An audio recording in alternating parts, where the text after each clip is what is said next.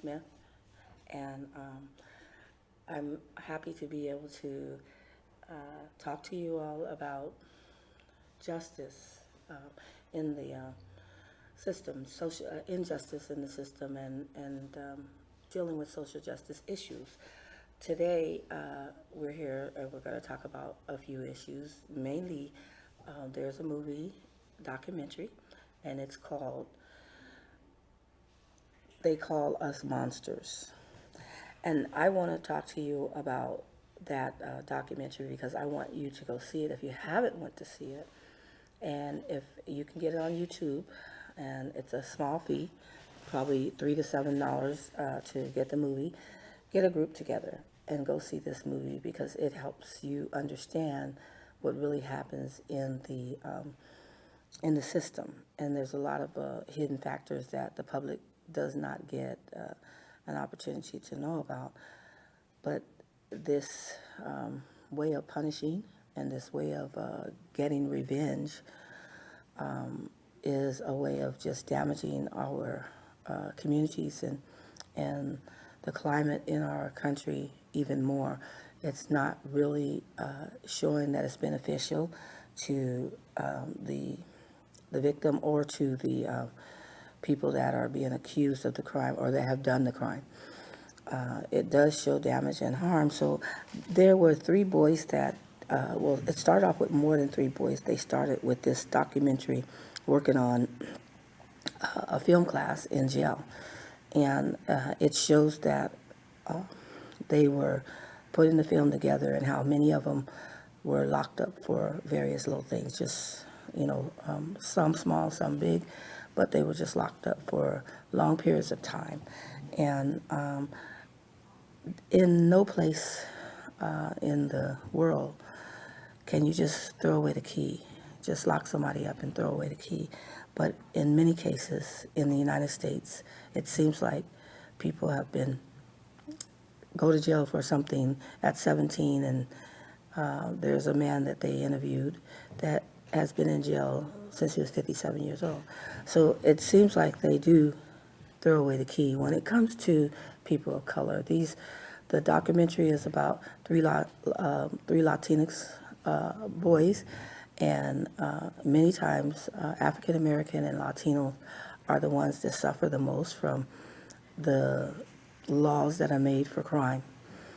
Somehow people, and poor people and disabled people, somehow people who have money are able to, it doesn't matter how bad the crime is, they're able to get away or get out of it and or get a lesser time.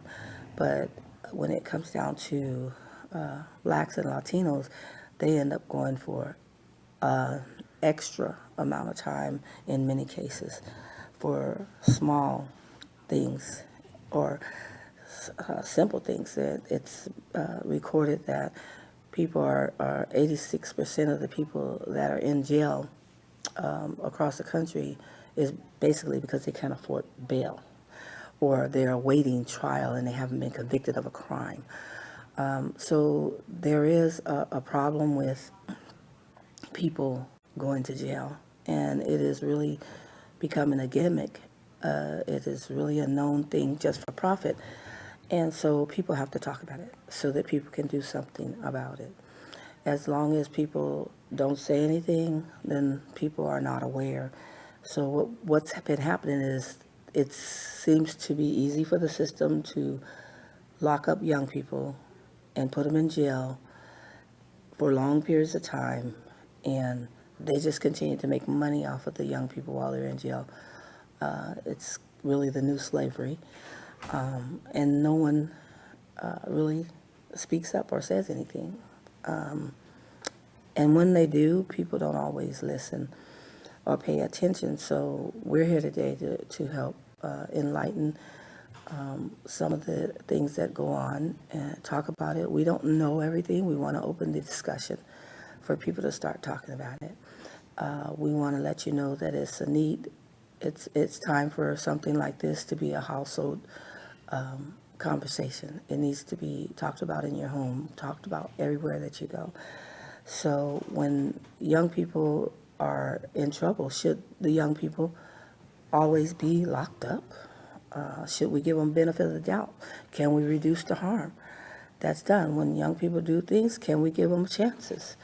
When anyone does anything, but today we're going to be talking about the youth, because these are young people that did this. And if you have not seen the documentary, Call Us Monsters. If you haven't seen that, I recommend that you look at that, and I recommend that you start having discussions about it in your community, in community centers and youth centers. Start talking to young people. A lot of times our young people are trapped into going to jail because of how they're coerced into talking to the police officer, or how they're interrogated for hours on hours, some even days, until they confess, and then the police release them, or they end up setting their own cells up. A lot of times, young people set their own cells up because we don't have these conversations, because we do not talk about they have rights. They have rights. Even I wanted to share this because this card is a card that talks about for immigrations and for everybody. We have rights. We have the Fifth Amendment rights. We have a right to remain silent. Well, what does that mean? We don't talk about it, right? We just tell it, so it just sounds like another word in the atmosphere. But when we talk about it, then our children will know, our young people will know at a young age they have a right to not say anything to a police officer in their defense or not in their defense. They don't need to say anything to a police officer. They have a right to keep their mouth shut until they have a lawyer, and a lawyer does the talking or let them know. Also, they have a right to permit people in their home or not in their home. They don't have to come in their home unless they have a warrant. If a police officer has a warrant to come in the home, then you can let them in, but you don't have to open the door for a police officer. A lot of times people open the door for police officers and things happen. I have a young lady in Seaside, a story that she had told me. She had just got released from jail, and she had to cooperate with the police. And she was released into a family home, and the parent had a bullet she had been saving for years and years and years. It was a sentimental value for some reason or another. She had every right to have it. She had it in her room. Well, when she let the police in the house, the police searched the whole house instead of searching the young lady's room that was on probation, and violated the young lady for what was in the young lady's parents' room. So a lot of times they're just looking, and this was a young African American woman, but a lot of times they're just looking for an opportunity sometimes to just make more money off of young people, to put them back in jail and make more money off them. So we're finding that a lot of times people share information, give information, they think it's going to help them, and it's not. And it's a known fact that it's not going to help them, and that it's best to keep their mouth shut. So today we'll be talking to you about some things. I recommend anyone call in, have information to share. We'll share the information. Text us, send us a message, and we'll share that information. Also, I recommend anyone have any other questions that we could talk about on our show. We can, any other discussions on ending mass incarceration or ending mass deportation, and restoring justice and reducing harm in our community. I recommend that you share it with us. Send us a text, or send us something over the internet, and then we can respond to that. And good afternoon. My name is Love. I'm with the Run It Vision Foundation, and we have to realize when we're hearing this information and we're learning more about mass incarceration, and we're watching movies and stuff like They Call Us Monsters, we have to realize that these are young adults. These are young people who haven't had a chance to be properly shepherded or guided. And before they're even properly taught to do things a certain way, and to protect themselves, and even giving them a chance to right their wrongs, they're put away for 230 years. Listening and watching this film, one of the young men, they were talking about how He was charged for 4 attempted murders. No one ever died. Yes, what he did was wrong. Let's focus on that and remember what he did was wrong. But he's put away under the age of 18 for 237 years. How do you even find? I mean, clearly he's not going to probably live past the age of 80 in prison. How do you even make it right to give someone 237 years? And yet, and again, these are minority children. These are children of color, so of course they don't have the access to the funds that other people have. So you have, let's talk about like the subway guy, Jerry. You know, he did what? He raped and molested over 13 kids under the age of 15 and plead out with probation for 11 months. Then you have this kid who apparently shot and killed a police dog who was 15 years old and gets 20 years. So we're putting away our young people who don't have the proper finances to sit here and get the right legal advice or the right legal the right attorney, the right representation. We're getting public defenders who honestly, at the end of the day, some care. I've met a few who have cared and who work with these young people and help them get into after school programs and put them on jobs to help them do something with their time, so they're not just walking around the streets. You know what I'm saying? So a lot of these children don't have access to funds, and they can't get the proper defense. And yes, what they did is wrong, but a lot of these offenses, small things like stealing something so small, they're getting time and years in prison. And what we want to bring the light to is that you need proper representation. Young people need to figure out what to say and what to do when being confronted by police officers. Yes, you do have the right to remain silent. If you can remain silent for 15 days, do that. You have the right to remain silent. You have the right to make sure that you understand and know your rights. Don't be so willing to offer up information. We're so afraid of a police officer. Yes, we have to abide by the laws in this country and in the states. But we're so afraid of a police officer that we're giving out information that can harm our future and not allow us to even progress and become anything greater after we've learned our lesson. Yes, we are all entitled to make mistakes. We have all made mistakes. I mean, we're human.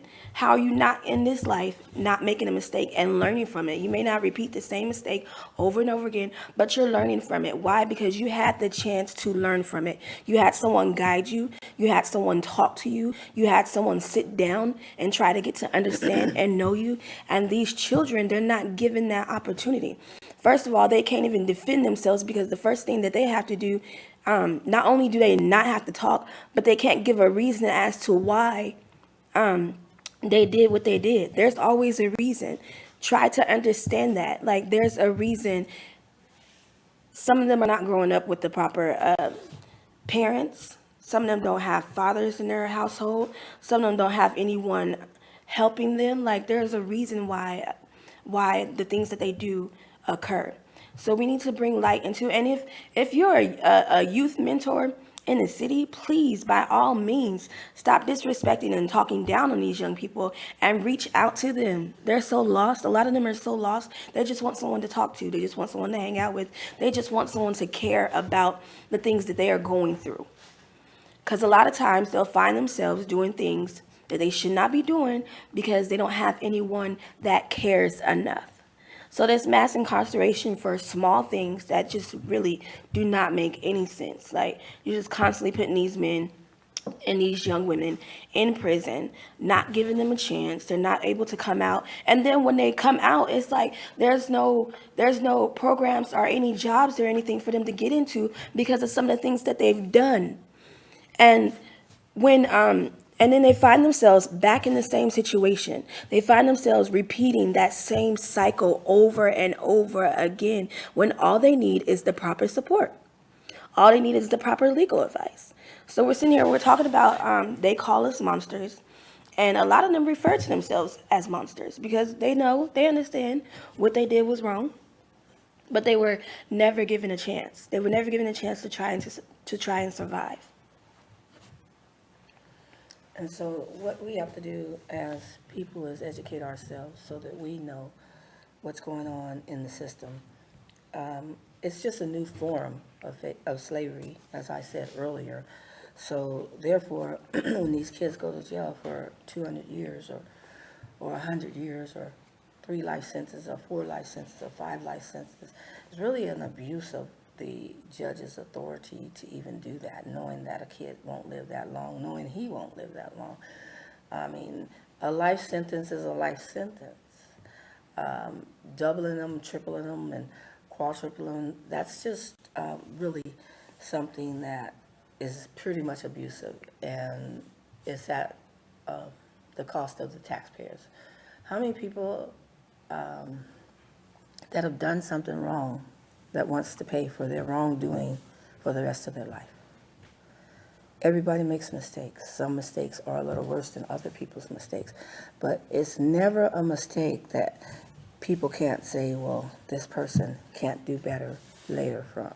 And I would think that sending even children to jail is not something that we should be necessarily doing as much as we should be sending them to learn new trades, new things in life, new ways, because a lot of times their story is they're poor. A lot of times their story is they got entrapped. I talked to a young man in Seaside, a grown man now, but when he was young, 16, he went to prison, went to jail, and they were poor. His mom was poor. But when I talked to him, he was saying that he had won his first great big bear at the fair, the Monterey County Fair. And at the Monterey County Fair, he was 16 years old, and he was excited. He had his first job, and he went there and won that bear, had on clean clothes, loved to dress nice, and nice shoes that he didn't want to get dirty. And in the fair, you can get things dirty sometimes. But he said it was the last night of the fair, and he's 16 again, and everybody broke out running. So, as a rule, people running, you start running too. But he got stopped by a police. And the coolest part about that story is the police accused him of stealing something he never stole. Stealing the bear that he won with no proof. The police just could write it on a piece of paper and say he did it and get away with it with a young, black, poor young man. I mean, his mom was on a fixed income, and he had got his first job. Not a lot of money, but exciting. And that happened to him. And when he told the story, he's a preacher now in one of the churches in Seaside. And so when he was telling me the story, and he said, that's kind of how I got started in my life of crime. And this is what we do. This is what we do to people. And he said he couldn't figure out how come his mother couldn't do anything. Her hands were tied, and she was like, there's this thing about when young black kids get in trouble that with this, the parents are like, oh, you done got in trouble, get away. So a cop can write anything about you, can lie on you, and then your parents don't want nothing to do with you because they consider, it's contaminated now, he's been in trouble.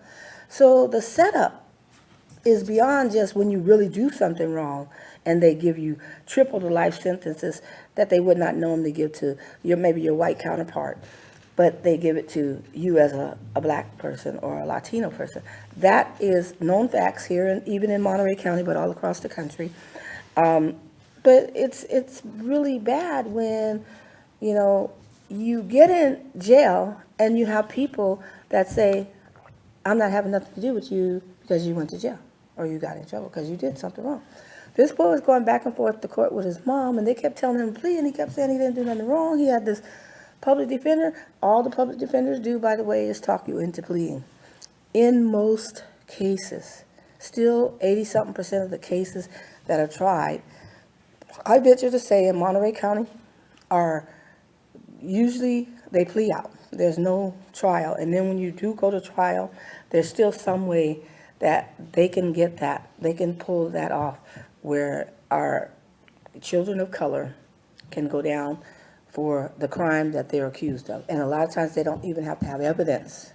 This young man said he didn't have there was no, he didn't steal it. The police didn't have evidence, they just wrote it up. He was in court with it. His mother didn't know what to do, and didn't even come to court. And it was just like treating this child like a plague, like, oh, you did this. Why did you do that?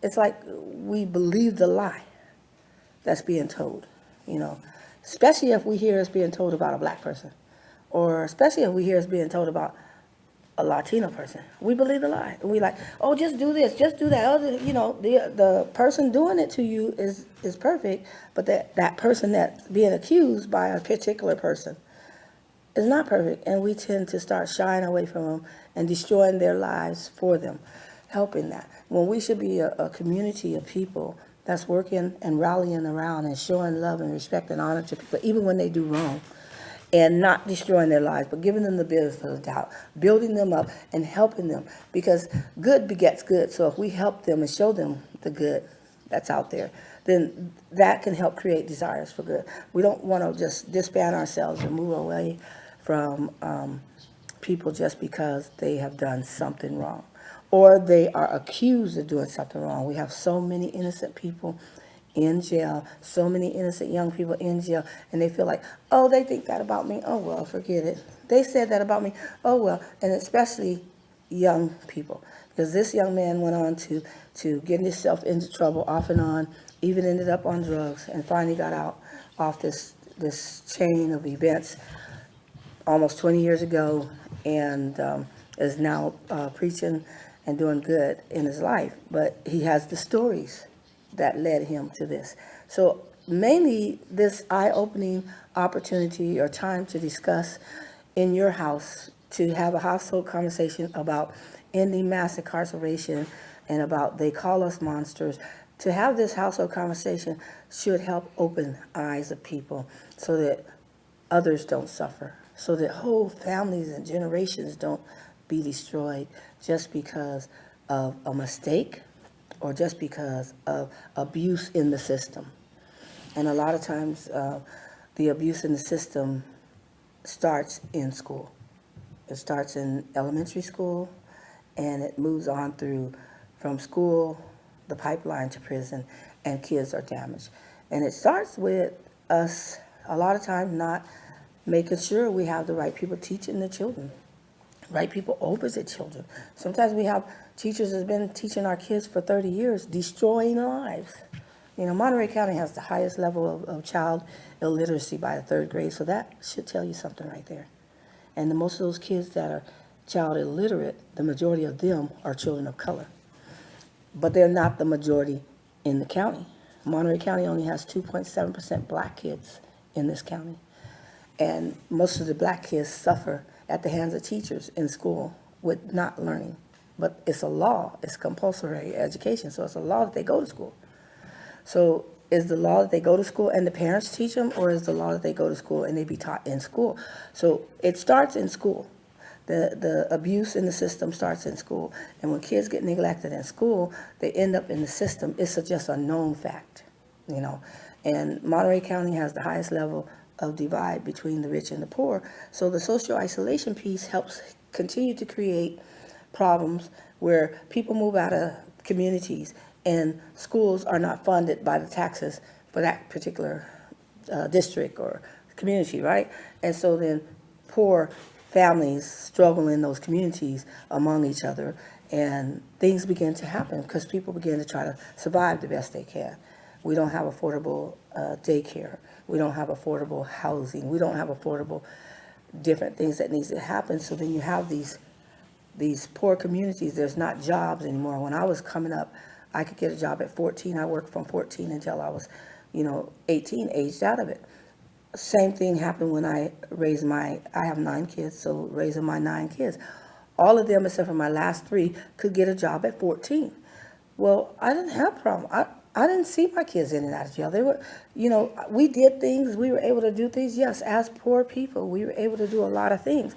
But I can say that alone, if the government had affordable housing and daycare, and then also affordable, because my kids was able to go to Operation Shoestring, which was an affordable daycare. We don't have that in Seaside. We don't have many of those things in Monterey County anymore. Seaside is a great need because we have majority black people there, 41% Latinos. We still need affordable daycare. But jobs, if we had the jobs, then I think less children would be railroaded off to jail. Raising 9 kids and then a single mom is very hard. So to be able to redirect those kids' lives and help them, the first 6, because the last 3, they couldn't get jobs until they were 16. But by then, we had built a foundation with that first 6, and the first 6 could help redirect the other kids with, let's do this, we do different things, we have things to do. But there's not always a lot of moms that are available to their children to do those things, that make sure that they can get into certain programs. So we have a lot of education that needs to happen within our community as well. Education is more important than prison. When you go to prison, you come back out, there's no rehabilitation. Kids are not able to learn other things to do, so they get back caught up, even as adults or maybe as young kids still, get back caught up in the same cycle. And that cycle is perpetuated through the same people they know. Because, of course, now you're in jail, and you come out of jail, and who wants to be bothered with you? Oh, that boy been to jail. Don't go to his house. Don't be bothered with him. So then that isolation piece gets bigger and bigger, and then you're discriminated against. You can't get, you're discriminated against by friends and peers. You're discriminated against in society, period. Jobs, you can't get certain jobs. You can't get certain housing. It's getting better with the jobs, because if you have a criminal record, you don't have to put it on your application anymore. But you still are discriminated against. They still have a right to ask you in an interview and know if if you've been to jail and what for, and hire you from there. So there's always these loopholes, and it's destroying lives. So what we want to do is we want to make sure that we are able to have information accessible to us about mass incarceration, and we're able to help end mass incarceration as we know it today. We need to make sure that we're able to get as much harm reduction as possible. Restorative and transformative justice is one of the best models that we have out there. I like what I was talking to our assistant principal at Seaside Middle School. What they're doing is they're doing circles at school, and Seaside Middle is a school in the Monterey Unified School District. I think they have one of the best principals in the last couple of years that we've had in this district for years. I can truly vouch for that principal as one of the best principals, and it has turned the school around. And I think that they are on a good track. I think we have a pretty good superintendent, but I think he's up a school district superintendent, PK Dibbenbach, but he's up against a lot. But I think he's turning things around, and he's trying. It's just that he's up against so many people with tenure. He's up against so many people that have rights, and those people are damaging our children still, because they've been doing it for 30 years. He's been here a little over 2 years, and he's not a miracle worker, but he's doing the best. I really think he's doing the best he can. And I think that we've had a couple of other people on board that are doing pretty good in our community. But I really want to say that we have to do something as community members. I would ask you to join us on Wednesday nights at the Monterey Peace and Justice Center, 1363 Fremont, next door to Churchy's Chicken, the building next door to that. We meet at 7 o'clock on second Wednesday of the month and fourth Wednesday of the month, 7 to 9. And join us in the discussion about, what next, what are we going to do. We work on ending mass incarceration and ending mass deportation. We're working on what are we going to do this coming school year, how are we going to move forward to help parents have access to education opposed to children being directed to prison. And it starts with identifying the little problems in school when the kid is always in trouble. Well, we're pointing the fingers at the kids. Let's stop pointing the fingers at the kids. I've had 9 kids to go through the system. I went through the system as a black mother, and my kids as black children, and it is not the kids. I had one kid that he's graduating this year, and he's my youngest, and if I would have let it happen, they would have destroyed him because the finger was always pointed at him. But I kept showing that he's a good kid and redirecting and redirecting. And this kid is not in and out of trouble. This kid is not in and out of jail. And I was told when he was young that he would be. So these are the directions that people want to send African American kids a lot of times because they do not understand African Americans. They do not understand the differences. They have not embraced our culture. Sometimes we don't embrace our culture because we're so willing to practice a different culture because it seems the proper etiquettes or the political way, political correct way of life, or it seems like this is the direction that we should head in. So, oh no, why should I accept who I am? So, as black people, they don't accept who they are. And the same with, I'm not Latino and I'm not, Mexican or anything. So I really can't speak for that piece other than I do have grandkids that are mixed, and I have family members that, we interconnect with my children's mates and all. So with that being said, a lot that culture is similar to ours, but it's a second language that they're dealing with. And it's not, they're different from the culture that leads the world, from the culture that leads the United States, and from the culture that everybody is judged by or measured by. And I just would like to say what can help stop that pipeline to prison and what could help stop mass incarceration, what could help us as people is for us to integrate, to get to know each other, get to know each other's culture, and to accept the differences that we have in our culture. There are some differences. Don't ridicule. Don't try to shame people for who they are. Don't try to act like there's something wrong with being different. And I think that's a real important thing that would help in ending some of these kids having to go to jail and spend years and years. Because then when we identify and get to know our community members, when somebody gives somebody a hard sentence or abusive sentence, then we'll speak up in our community.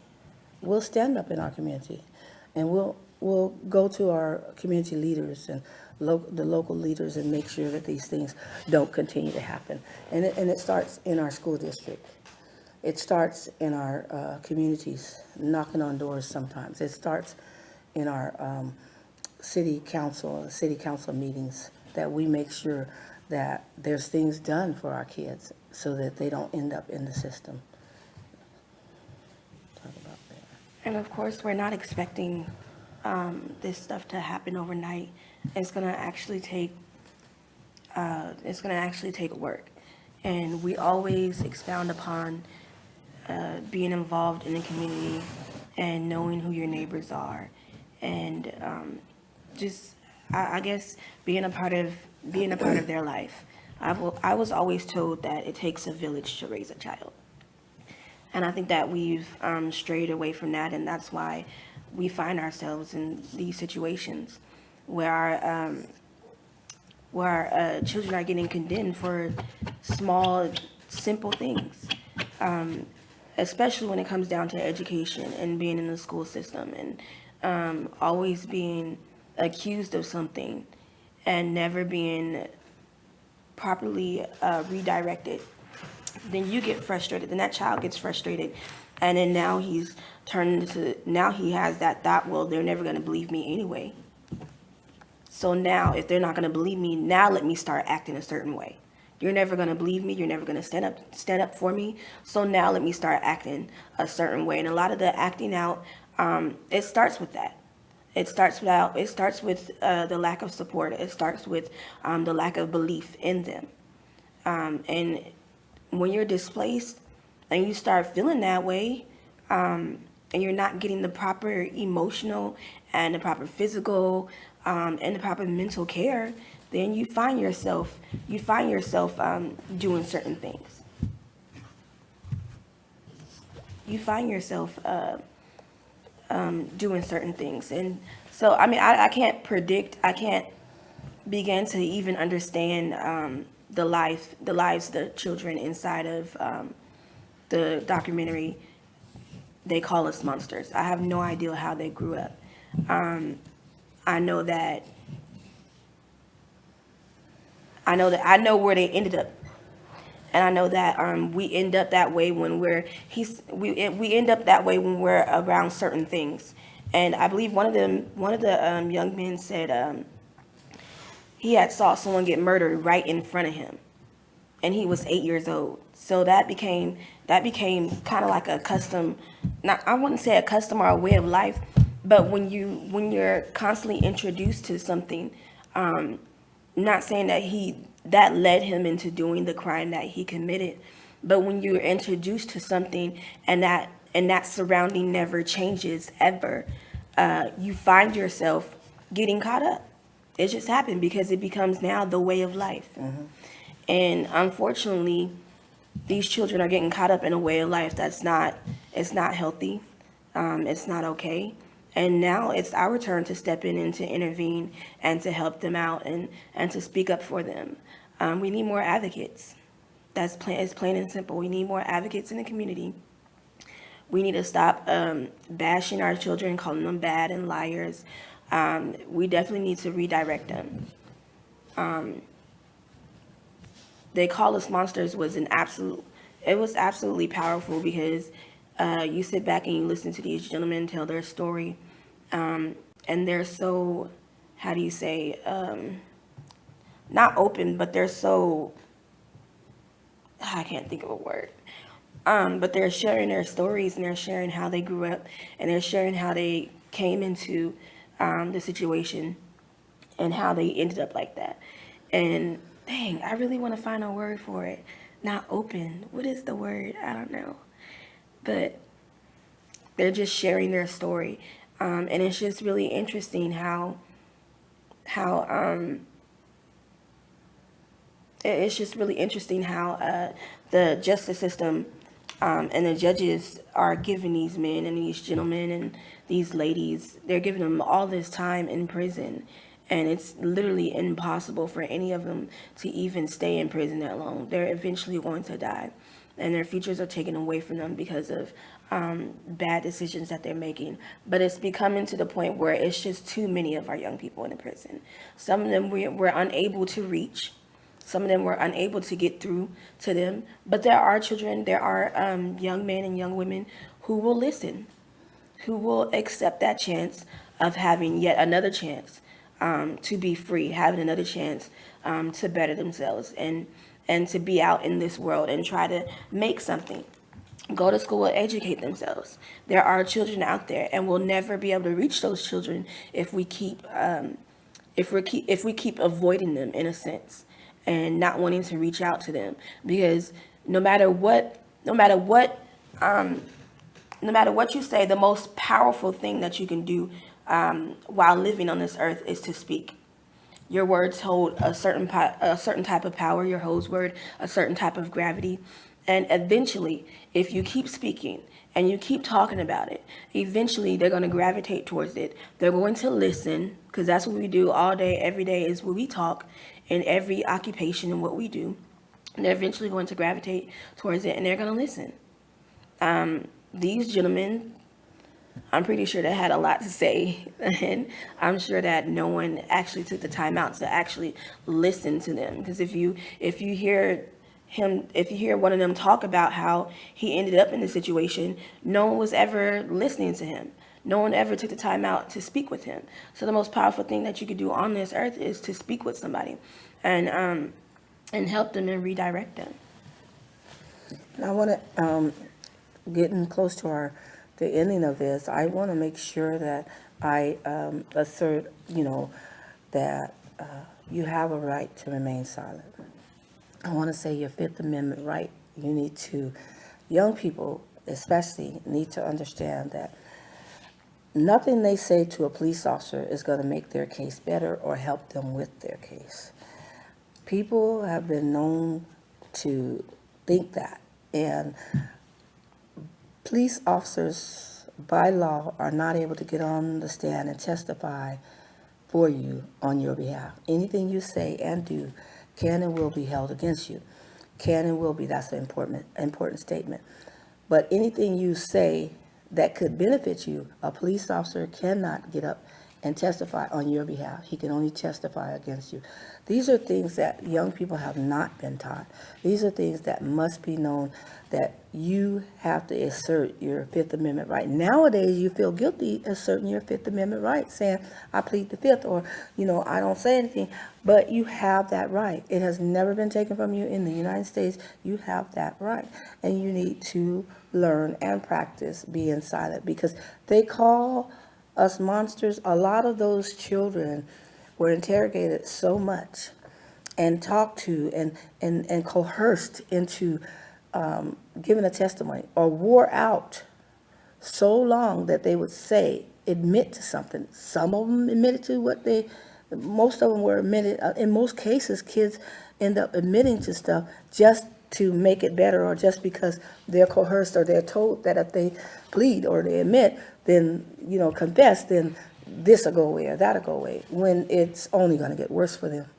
They're not told how bad it gets. They're not told that when they confess, they go to trial, but then their life is destroyed. You spend that 20 years in jail, and that was unnecessary for the crime.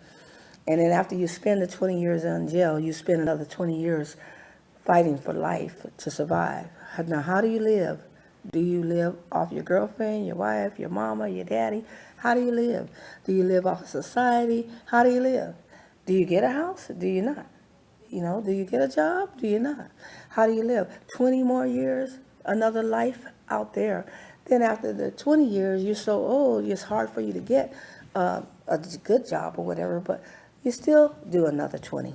Because you keep doing years after years once you've admitted to a crime that you may or may not have committed. That's why whether you committed the crime or not committed the crime, it's important to know you have a right to remain silent. It's important to know you don't have to say a word. Let it be done in court. Let it be done in court. Take it to court. Stop taking pleas and pleading before it gets to court, and stop talking. Stop trying to defend yourself and thinking that if you talk, it's going to help your case. If you talk, it won't help your case. There's some information that I can send you about that. There's some links that I can put on our event page for this setting that will let you know that. And I think that it should be in every home. This should be discussed in every home, about how, especially every home of African American children and every home of children in the Latinos family, because the thing about it is it starts in the schools. They tell you, if you don't tell us, then you're going to get suspended. Let's start teaching our children to stop talking even in schools. It's not helping you. Schools have the police in the schools now, so it's not helping you. It's getting them ready to go to prison. It's not helping. They have a clause now, and we as community members are going to have to start making sure that gets changed. Our kids are not going to be talking. We're going to teach our kids not to talk when things happen, to remain and allow to deal with their parents. I taught my kids that all through school, and it worked well, because then my kids didn't get set up for anything. My last one that they thought was going to be nothing and no good, they would try to set him up for stuff, but I'd step in, and he eventually learned, this, talk to my mom. My kids would tell you, talk to my mom, all down through their years, and they wouldn't get themselves in a lot of trouble. Because, I had one boy that had gotten a fight after school, and he got suspended, and but he didn't get in a fight. 4 boys jumped on him on his way home from school. 4 boys. But how the principal and all that is, he fought back. He threw them boys off. He's a really strong kid. Threw them boys off of him and fought back and got on where he was going. Got him off of him. But he got in trouble for that. Now, how do you make that? So I back and forth with the principal, back and forth with the principal. He'd never been in trouble before, never been in trouble after, but back and forth with the principal, back and forth with the principal.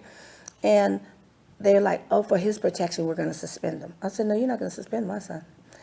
You know, because first of all, if you are responsible for them to till they get home or get to their destination, then you should have made sure those 4 boys didn't jump on them. But that type of stuff sets up kids when they get suspended for being jumped. It's like that 8-year-old kid that got beat up and knocked unconscious, and here he is laying unconscious, and other kids in the school is kicking him. He goes home and kills himself, 8 years old. Is this what we really want to do to kids? Do we want to send them to jail or cause them to kill themselves for bullies and mean people? They did that because my son was disabled. First of all, he was a disabled child. He had his eyes, I had to have surgery on his eyes because one jumped around and rolled. And kids teased him every day, but he never got in fights. But when those 4 kids jumped on him, he got them off of him. And he went on about his business. But they wanted to suspend him. So these are the types of things that happens to our black children. Probably happens to a lot of other children, but black children get the worst end of the stick because it starts a pipeline to prison thing for them. So what we want to do is, it starts in school, teaching them, that kid was so respectful and mannerable. He's sitting up there talking to the principal and telling them everything that's going on, setting his own self up. Let me be there to talk to the principal. Let me be with you to talk to the principal. And that's what I want to say for our homes and for our people is, be there with your kids. Teach your kids. Don't talk to even the principals, even the teachers, when it comes down to stuff that they could get in trouble for, because anything they say and do can and will be used against them. And if they practice that at school, then they won't be so easy to talk to the authorities that's out there in the streets. And I'm not saying that we don't respect and speak to every community member, and police officers are our community members. We want our kids to respect and speak. But when it comes down to a subject, and when it comes down to questioning, our kids should know the difference between speaking and being nice and being questioned. And we need to start teaching them that. Our African-American kids and our kids from our Mexican kids, we need to be teaching them how to, and kids of color, other colors, but most kids at risk are African-Americans and Latinx, not as much other cultures as those children are. So we need to be teaching them how to interact with the police. And I can put some information up on our event page for people so they will know. And also, in raising children, there's a whole new dynamic that needs to be looked at and approached. And I'll be working on some things in our community to address that. I'll be getting into the community more, getting door to door, getting from house to house to try to help build up our community of young people with knowledge. You know, I think knowledge is really powerful. They always said it, but I'm not going to just be talking about it. I'm going to make sure that we have knowledgeable stuff, information, and we are able to pump it out into our communities to better support our children, to better help our families, and support them so that we can have less of, they call us monsters, happening in communities everywhere. That's it. And this is, just keep in mind that this isn't, the whole goal is not to create division between police officers and the community. Our goal is to make sure that you are simply informed about your rights and the things that you can do, because you're not in a prison. The community at times feels like a prison, but you are definitely not in a prison. This is not to create division. This is simply to make sure that you are informed and that you are educated, so that you do know your rights. And a lot of time, education that needs to happen right now for our young people are not used to it. So they're going to think that is to create division. But I want to let you know that you have a right, and we are not going to be preparing our children to be stopped and searched. We're not preparing our children to be in a police state. We're preparing our children to live like decent human beings and preparing our children to be individuals, to be innocent until proven guilty. And don't be a witness against yourself. Don't be ready to give up information, or as they say, cooperate so much that it destroys you, because it's known now that it is not helping our African American children. It's not helping the Mexican. So we want to make sure that people are able to understand that when they talk to a police officer and they're investigating the case, the stuff that they say can be used against them. Anything that they do. So a lot of times it's not always it's not solving problems. Trust me, too many people done got in that trap. We've trained them from school to the police department to cooperate, and now it's destroying our black communities. That's what's destroying our black communities.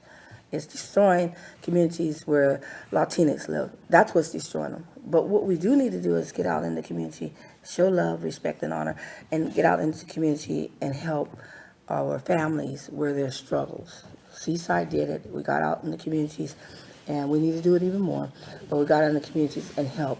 To this day, it's been almost 3 years, and we have not had a killing in the city of Seaside because that community members got into the community and worked among the community. That can be done in Salinas, and that can be done throughout Monterey County.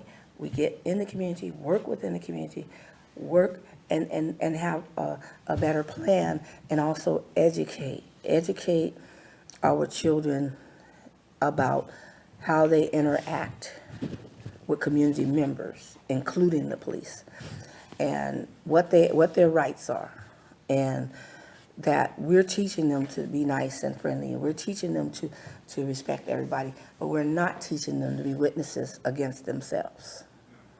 So those are very important factors that really need to be dealt with. One thing that I want to post on the event page is going to be really important. There's an attorney that's been going around teaching about don't talk to the police. And that's a major thing that we're going to have to get embedded in the system of kids being produced in poor communities and in communities of color, is don't talk to the police. Because it's a known fact, not every cop is like that, but it's a known fact that cops profile certain community members, and cops target certain community, and the marginalized community and groups they end up the ones that's in jail the most because they cooperated. They cooperated. Thanks for tuning in. And we just totally appreciate. Well, I want to send a shout out again about our meetings. Community for Unity meets on Wednesday, the second Wednesday night and the fourth Wednesday night of the month. And we've already had a meeting this past Wednesday, and we have our next meeting on the fourth Wednesday night of the month. I ask you to join us. We're also going to be doing more training on Know Your Rights on Friday nights, on the second Friday nights of the month, which is tonight is one of them at Monterey Peace and Justice Center, and it's going to be at 6 to 9 on the second Friday night of the month. And we'll be doing a rapid response training, another rapid response training in Seaside on the 24th, June the 24th. So we're working on that date. And I would like to say, if anybody wants to join us, rapid response is just to help us, help our community members that are undocumented with locating ICE or with being legal observers and taking down information when ICE shows up on the scene. We show up on the scene as a safety net for our community members. Also, to help protect our community members, help with creating a sanctuary community.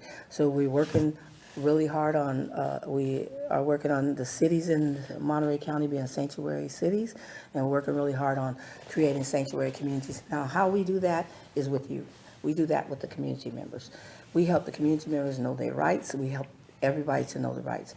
We help the community members know how to be rapid responders. Then at any point you can choose to be a responder, a rapid responder. So save the date of June the 24th for rapid response training for Seaside Marina and for Salinas area. And also save the date for, second Friday of this month, which is tonight, and the second Friday of next month, which I don't have the date, but I say the second Friday, and that'll be Know Your Rights training. And also the fourth Sundays, we'll do that training as need be. But I'm going to try to set it for the second Fridays of the month where it's just Know Your Rights training. So people that need to know their rights, people that have information, that have other people that need to know their rights, please come and show up and tune in to us on June the 2nd for our next session here at Wave Street TV. And on June the 2nd, we will be doing, Mel Mason will be one of our guests that will be on the show, and we will have another guest that will be on the show. It'll be a surprise guest that we'll announce that day. Very important show coming up, and so we want to ask you to come out. We're going to talk about immigration, ending mass incarceration again, ending mass deportation, talk about some issues around immigration. And hopefully we have a show coming up where we'll be doing a documentary ourselves in Monterey County on people that are scared or fear immigration or the damage and harm that it would do for people to be deported. You have people that have came here since they were babies. All they know is here. People have been here 10, 20, 30 years and never knew what it's like to be in Mexico, but are being deported back to Mexico, no place to go. It's so damaging, so harmful. So we really want to be aware of those things. We want community members to care. And we're going to be talking about that coming up. So tune in to us in our next show.